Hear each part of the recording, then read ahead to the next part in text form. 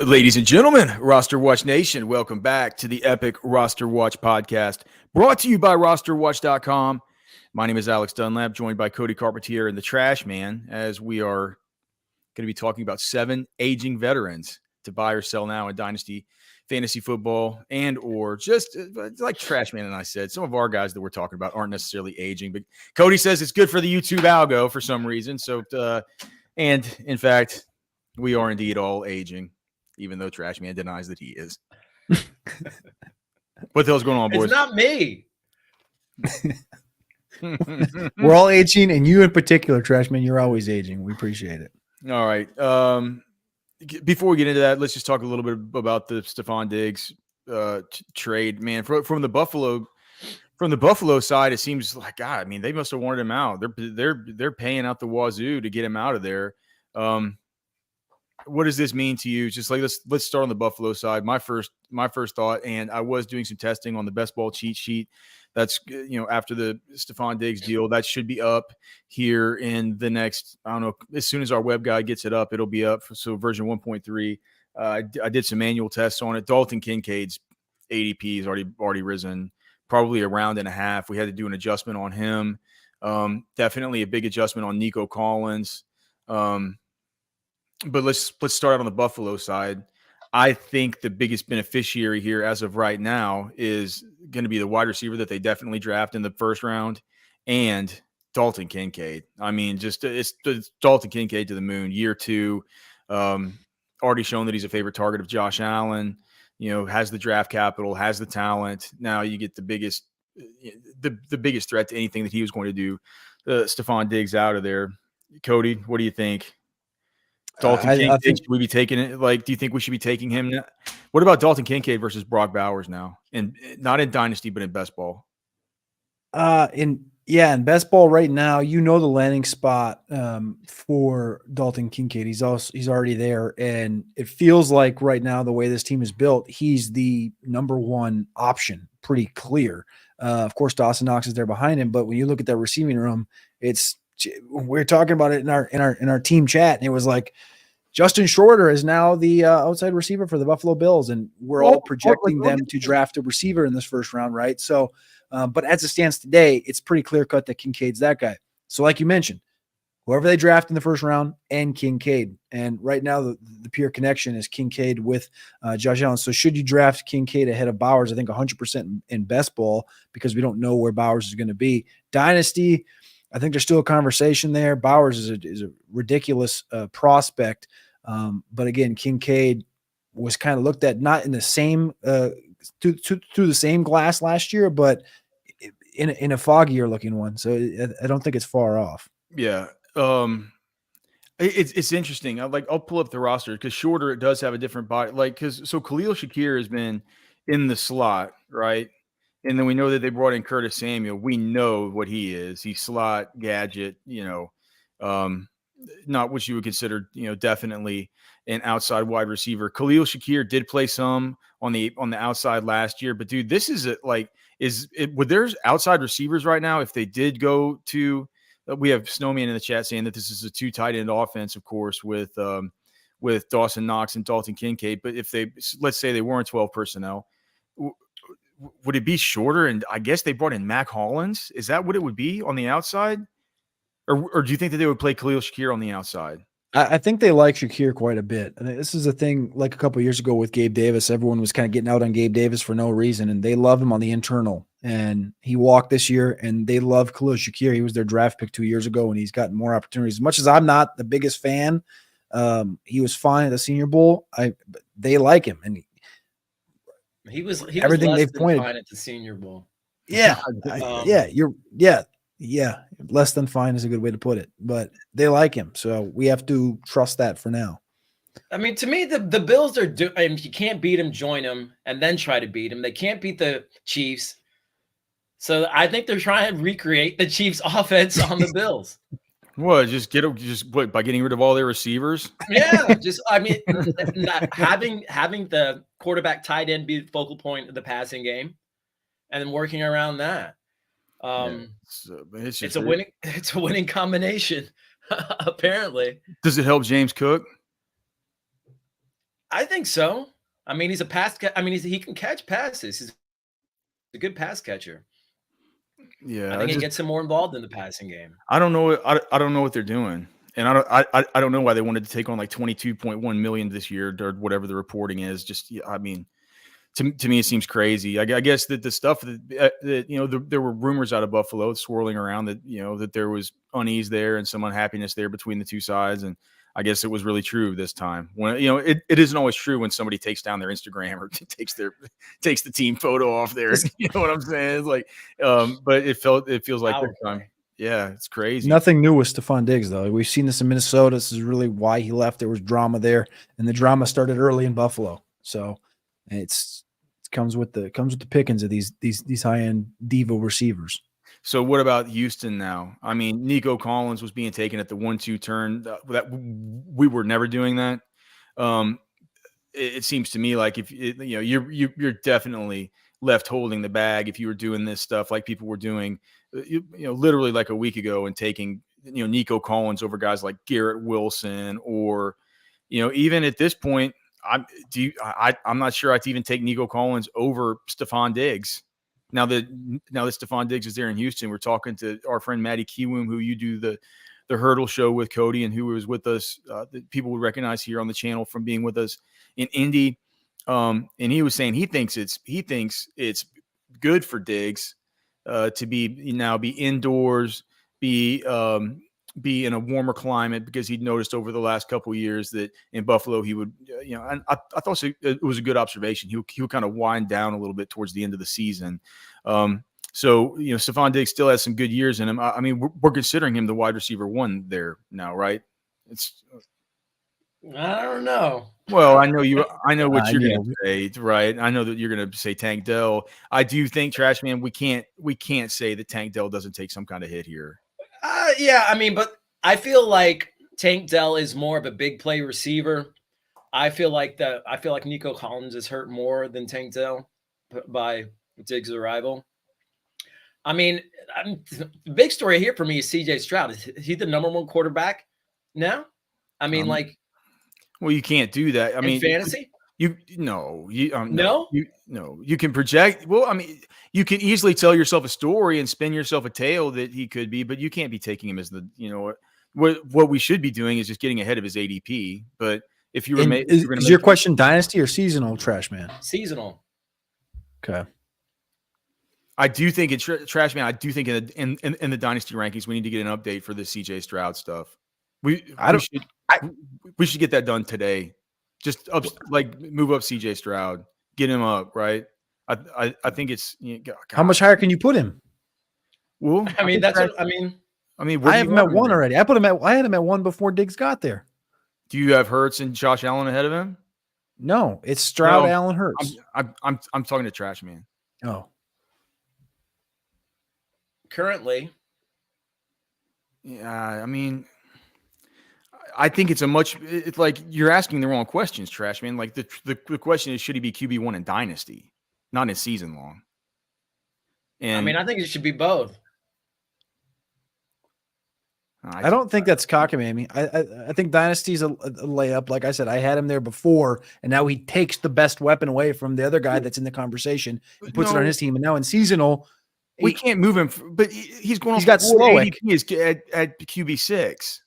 If you were to make him QB1, you would get him in every single draft, and you would screw up the whole best ball cheat sheet. Like what we could do is we could move him ahead of Mahomes. We could get him there with Anthony Richardson and Lamar Jackson, and then have him be where you take him after the wide receiver tier goes off, after you get out of the space where with the Devontae Adams and Malik Neighbors and DK Metcalf and Mike Evans and Waddle and these kinds of guys. We start getting down to the some of these dustier kind of Keenan Allens or like Rome Odunze where we don't know where his landing spot is, right? That's around the same tier of running backs where guys are going off the board like Rashad White, Travis Etienne. I think if we moved him up in best ball to that area, we could still get him, but it would completely break ADP to do anything rash like make CJ Stroud QB1.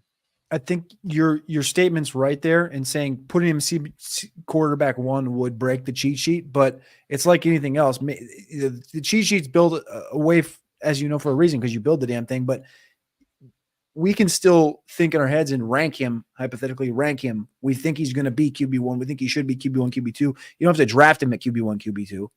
It's like anything else, right? If I might rank, DeAndre Swift 10 spots higher than where he's getting drafted, 10 spots higher than where he's getting drafted, but I don't have to draft him 10 spots higher than where he's getting drafted. It's just kind of knowing the ADP and knowing how the drafts go. But I think the point stands is that I think that's what you're saying, Trashman, is that you think he should be QB1 in both as far as where he should be valued. But you can't take him there. You can't take him there. What you do is you just hold off on quarterback until it gets to be CJ, pull CJ Stroud a little bit early. Bingo. Let's any other any Dalton Schultz stuff or like anything like that. Anything that. What about the guys behind him? So in the same Nico Collins conversation, Nico's a free agent, 25. After this year, he's a free agent. Noah Brown's also a free agent.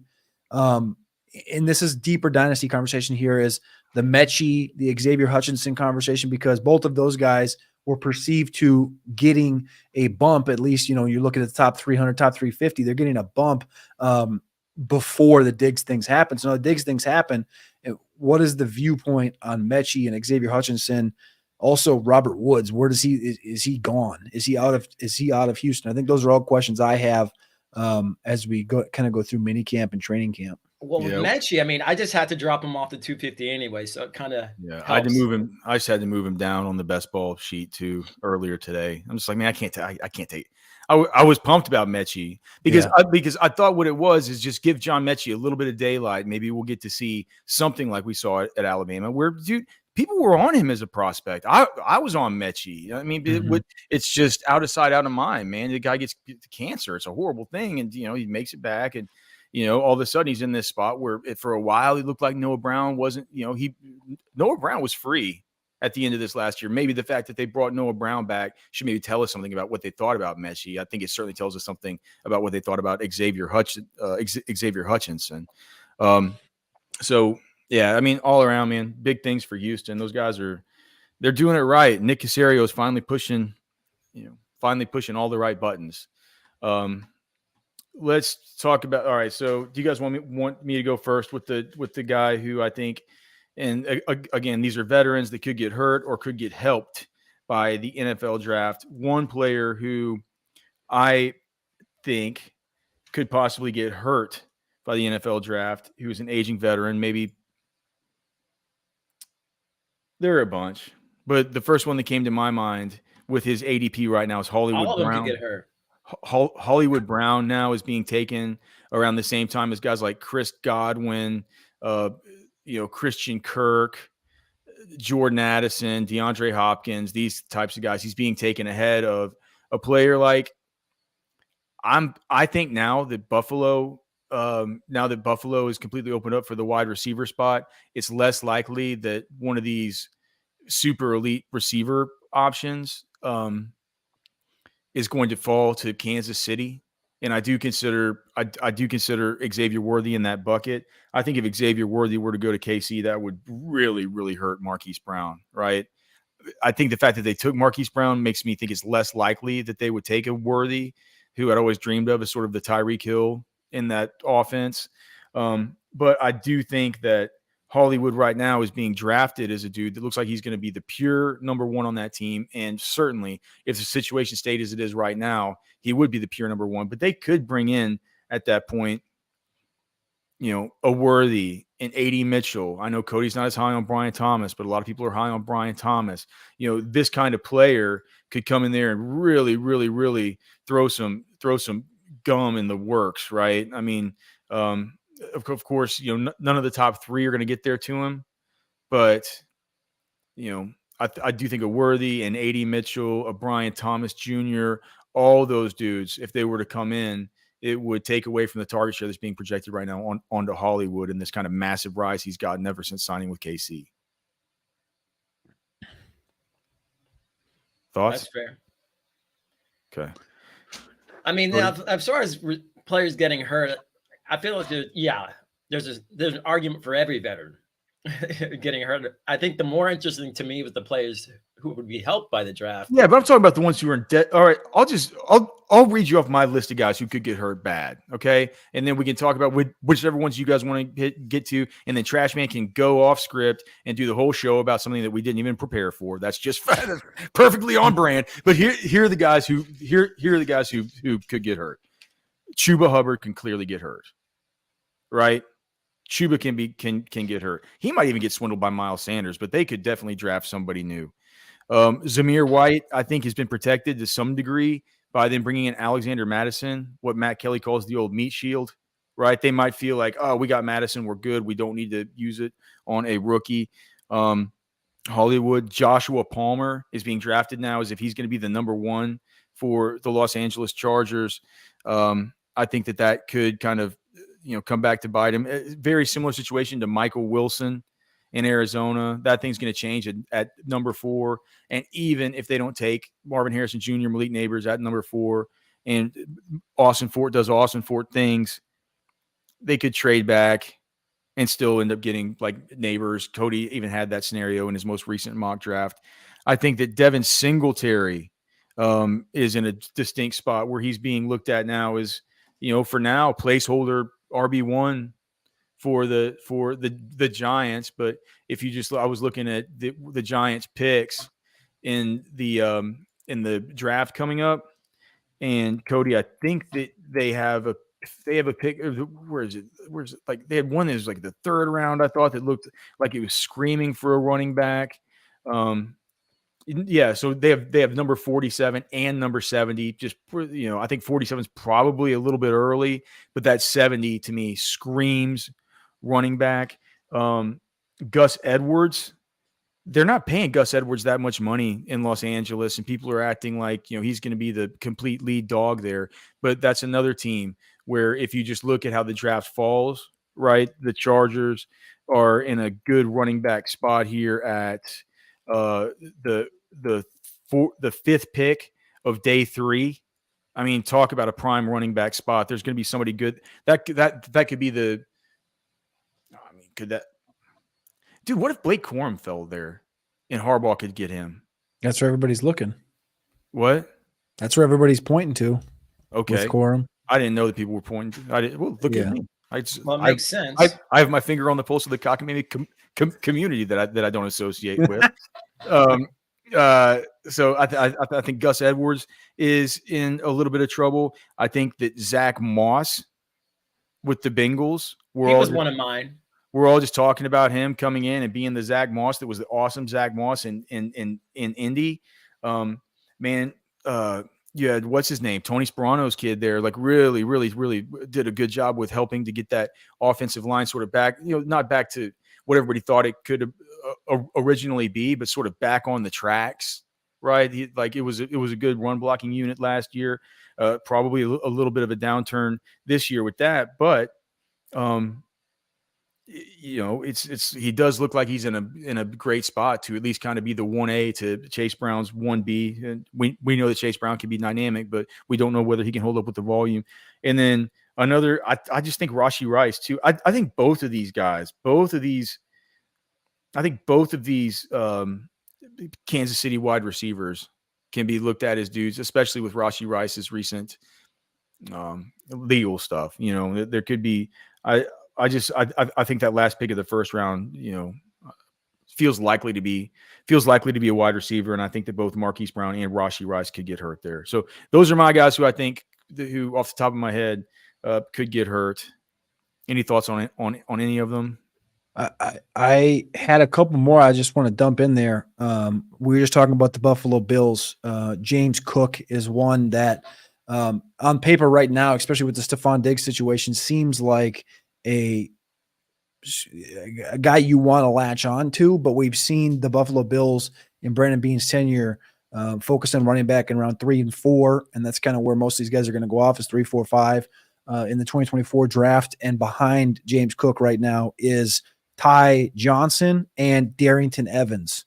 And what they've tried to do in that backfield is have, even back to Singletary Moss, they've had this 220-pound back, whether it was Moss, they tried it with Fournette, they had Latavius Murray, a bigger guy that could come in here and just quietly continue to take carries away from James Cook. I think that could potentially hurt Cook's perceived value, perceived expectation as we enter the 2024 season, even if it's down to like around, it sounds stupid, but even if you get down to like the late 5th or early 6th, you get like an Isaiah Davis in there, a guy that we've seen put 1,400 yards on the ground. I would be worried sick about James Cook if Isaiah Davis goes to that team, because Isaiah Davis can catch, and he's a guy who they can use down at the goal line too. I know that Josh Allen's always a threat down there, but it's I wouldn't like that at all. One guy you haven't mentioned that I think definitely should be on this list is Rico Dowdle. Oh, I mean, it's like he's gonna get hurt. That's not a guy who might get hurt. That's a dude who's getting hurt. Which pick is he getting hurt at? Like, what's the exact pick that Rico Dowdle's getting hurt at in Dallas? It is going to be pick 56. number 56. Or you think so? That early? Yeah, I mean that's right there at the kind of the end of the second round. It depends if he wants it to be. If Jerry goes, this is our guy. I don't know if it's Brooks. I don't know if it's 56, but at Brooks, I think they have a pick at 87, right? Yeah, but that's a big fall. That's late third. Yeah, he's not going to get well. So it depends if they're going to go after Brooks. ACL tear and all this stuff, and we've always talked about how their team doctor knows the most. Yeah, if it's Brooks, it's going to be 57. If they are 56, sorry, if they don't want to go after the top end, they might wait until the 4th. And they've been working out these smaller guys. They might double tap like a Bucky Irving and a Dylan Lobby at some point. And and match him up with Deuce Vaughn. Are you kidding me? They're going to have the lollipop guild.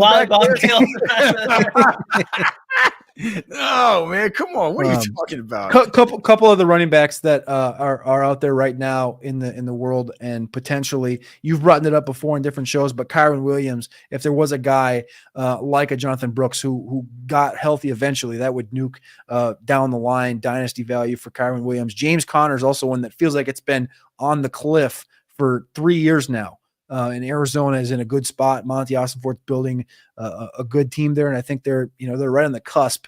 And Connor feels like one of the veterans in the room that's going to continue to be here, but they bring in some young juice. It could really deter that one. And then at the receiver position, one guy that came to mind that wasn't mentioned, Jamison Williams. It sounds stupid, but we talked about it at the combine. The definition of bust is 3 years and you haven't seen anything. And I think Jamison's at 2 years and we haven't seen anything. Well, do you think that Josh Reynolds leaving might help mitigate that?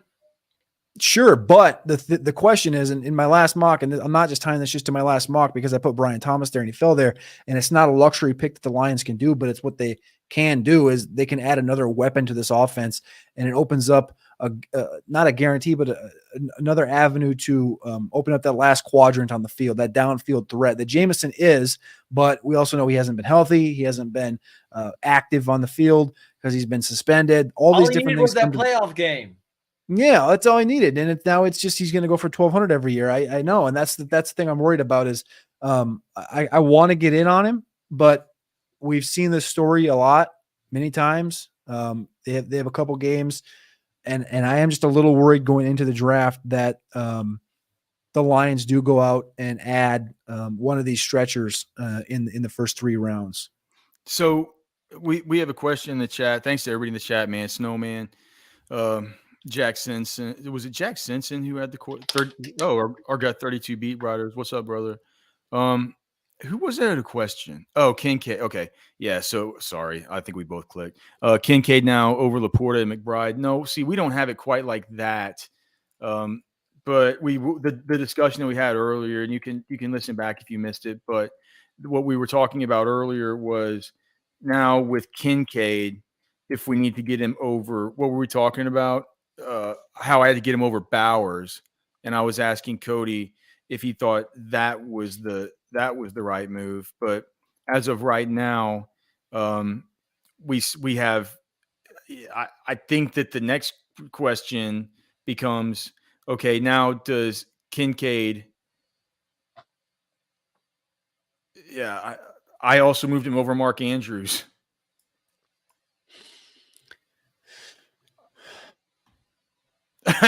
What do you think of that? No. I mean, we've seen Mark Andrews weather the storm of get hurt too. Yeah. I just feel like with McBride and Kincaid, a lot is going to hinge on what their teams do in the draft as far as the receiver goes. I did three drafts today in the big board, right? The $10 one, just kind of testing out some of these changes, and I have to manually test these because we don't have underdog simulators the same way that we do for the redraft stuff. So this is just manual tests. I'm just like just putting money in the old slot machine and just testing these things out for everybody. But the Kincaid did go before Andrews in two of those three today. So is that people being wildly reactionary? Maybe. No. It's a small sample, but I was like, man, if this is gonna be the case, I don't want to be out on I do not want to be out on Kincaid. And so if he's gonna be going ahead of Andrews, I have him literally back to back on the sheet, but I did get him ahead. I did not get him ahead of McBride, Laporta, or even Kelsey at this point. But I did move Kincaid to a tier below at tight end 4. As we get after the draft, as we know how these pieces fill out, we'll be able to run better projections and sort of know better. But as far as eyeballing it right now, that's the way it feels to me, and it feels like that's the way that the market sentiment's going. Look, if I run more tests this week and it turns out that the Andrews Kincaid thing is throwing stuff off, right, then I'll just switch it back. But I kind of want to get ahead of it right now. It isn't egregious, right? No, it's aggressive. I'm trying to figure out right now. I'm actively updating my dynasty rankings, and I'm actively trying to figure out where I want to plug him in, and it feels equally as tough trying to project. And that's the big thing right now in best ball is you have to project that perceived value. That's what you're saying. Like you've seen him get drafted ahead of those guys today already. And it's like, what are those guys thinking? Are those people drafting him thinking, yeah, well, they're probably going to do what in the draft? Are they going to take Brian Thomas? Are they going to move back? Are they going to take multiple guys? Are they going to look at this as a 12 personnel most of the time, and they're going to run Kincaid as the alpha? Like, there's a lot really to think about. And I don't know if I trust that offense enough to just say, I understand where you're at though. You don't want to be out on him. You don't want to miss out on that. Well, if that's where he's being taken, I want in on him. I don't mind. I don't mind taking a tight end in this spot in the draft whenever we're getting down to these play. Dude, what we're talking about when we get into the players, there's a whole teardrop of running backs, and we're talking about the guys that I'm interested in, like ending with this tier of like George Pickens, but Cooper Kupp is in that tier, Roma Dunze, all the rest of those guys. Like, I want those guys. But once we get down to this Amari Cooper, Calvin Ridley, Jaden Reed, this kind of area, right? Zay Flowers, Marquise Brown, Isaiah Pacheco, Alvin Kamara. Like, I want to be taking a tight end there, right? And I can have a choice. But I can have a choice in these drafts that I was doing today between Kincaid and Andrews in them. And I was finding myself wanting Kincaid. And in 2 of the 3 drafts, Kincaid was taken by others ahead of Andrews. Mm-hmm. So it's just like, I don't know, man. It's one of these things where, it's our job to monitor this and to keep it updated. And, the best ball cheat sheet is updated at least weekly. With this, I think I'm going to have to update it again right after 1.3, because after I've talked to these guys, there's a move I'm going to have to make with CJ Stroud. And I think that there's a separate Aaron Jones move I need to make because he's in this tier as well. It doesn't feel like he needs to be in, like, there needs to be a decision somewhere. If you're past George Pickens and Kupp and T. Higgins and Roma Dunze and all these guys, right? And, McBride's off the board. I think that we need a decision that doesn't involve Pacheco and Ridley and Cooper and Marquise Brown and all this stuff, that involves Aaron Jones and one of these tight ends. So I'm going to need to work on that too. But regardless, all right, so that's how we feel about that. Players that could get swindled. Trashman, tell us the players who could get helped. Most of them are quarterbacks, or a lot of them are quarterbacks. First 2 being Kyler Murray and Josh Allen. I think, we're going to see possibly a sea change in their organizations as far as, receivers go. And I think those are The both Bills guys. the Bills are taking one with their first pick. If there's any market for that you can get, I haven't seen it today. I haven't looked and see, first player taken or position of first player taken. We'll definitely start getting those props, within a week of the draft. But just keep that in the back of your head. If it's even money to go wide receiver, I would definitely say wide receiver. But I think they're not just going to take one. They're probably going to. They need to take like three. But one of them will definitely be the lead horse that they take in round one for sure. They're going to get an overhaul. Yeah. In addition to those two, some players who aren't quarterbacks, I think DJ Moore is somebody who got helped by the draft. I feel like Keenan Allen, I think, is safe. Kind of regardless, of who's playing quarterback, he's possession receiver, he's going to get his targets. I feel like DJ Moore, it's a little bit more sensitive. I feel like, if he gets a guy who can sling it, who can place the ball well, I feel like DJ Moore could really benefit from the draft. Or he will. He will. Yeah. Who else? Is that it? No. Marvin Mims is another player like Moore who is kind of dependent on, the quarterback's ability to get the ball downfield and to place it, concisely. I feel like Marvin Mims, he's one of those players who is kind of been teetering on fantasy relevance for a while now. And I feel like getting a good quarterback in the draft could potentially. Hold on, wait, Trashman. You don't think Jarrett Stidham's good? And I know where this is going. I know where it's going, you dirtball. You Trashman. Tell me that you're not thinking about that Texas versus Washington game. Yeah. And tell me you're not thinking about those deep balls that got slung and the precision lasers, the drone strikes from outer space.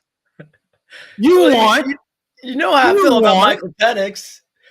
Byron and me together. We're Team Penix, man.